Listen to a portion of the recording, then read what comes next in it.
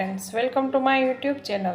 તો તમને જોઈને જ અંદાજો આવી ગયો હશે કે હું આજે ગાર્લિક બ્રેડની રેસીપી લઈને આવી છું।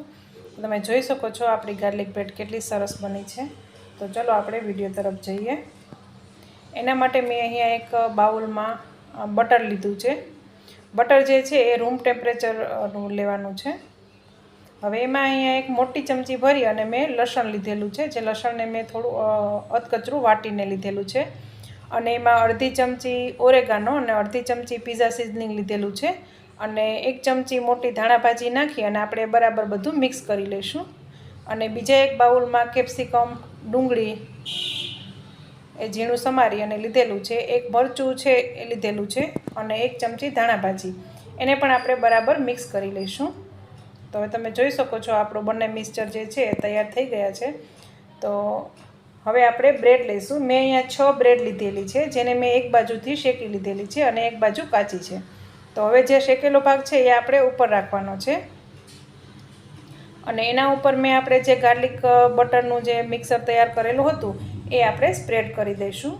હવે એવી રીતે આપણે અહીંયા બધી બ્રેડ ઉપર લગાવી દઈશું। અને હવે આપણે જે ડુંગળી અને કેપ્સિકમનું જે મિક્સર તૈયાર કરેલું હતું એ બધી બ્રેડ ઉપર લગાવી દઈશ। તો આપણે બરાબર અહીં બધી બ્રેડમાં લગાવી દઈશું।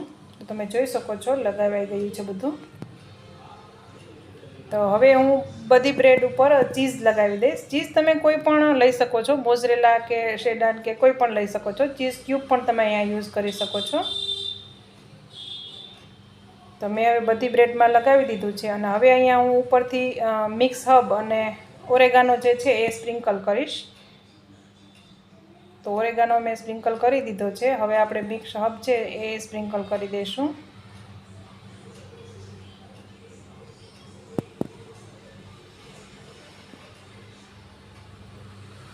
અને હવે આપણે ચીલી ફ્લેક્સ મેં લીધા છે, એ પણ આપણે બધામાં સ્પ્રિંકલ કરી દઈશું। તો હવે આપણી જે બ્રેડ છે એ તૈયાર થઈ ગઈ છે। હવે આપણો તવો ગરમ થાય એટલે આપણે જે ગાર્લિકવાળું બટર છે એ એમાં લગાવી દઈશું અને એના ઉપર હવે આપણી જે બધી બ્રેડ છે એ સેટ કરી દઈશું, ગોઠવી દઈશું બરાબર। તો અહીં મેં બ્રેડ લગાવી દીધી છે। હવે એને આપણે ઢાંકી અને 2 થી 3 મિનિટ માટે જ્યાં સુધી ચીઝ મેલ્ટ થાય ત્યાં સુધી આપણે એને પકાવી લઈશું। તો ફ્રેન્ડ્સ, તમે જોઈ શકો છો આપણી જે બ્રેડ છે એમાં ચીઝ મેલ્ટ થઈ ગયું છે। આપણી જે ગાર્લિક બ્રેડ છે એ બનીને તૈયાર થઈ ગઈ છે। તો ફ્રેન્ડ્સ, જો તમને આ વિડીયો પસંદ આવ્યો હોય તો પ્લીઝ લાઇક, શેર અને સબસ્ક્રાઈબ કરી દેજો। Thank you for watching.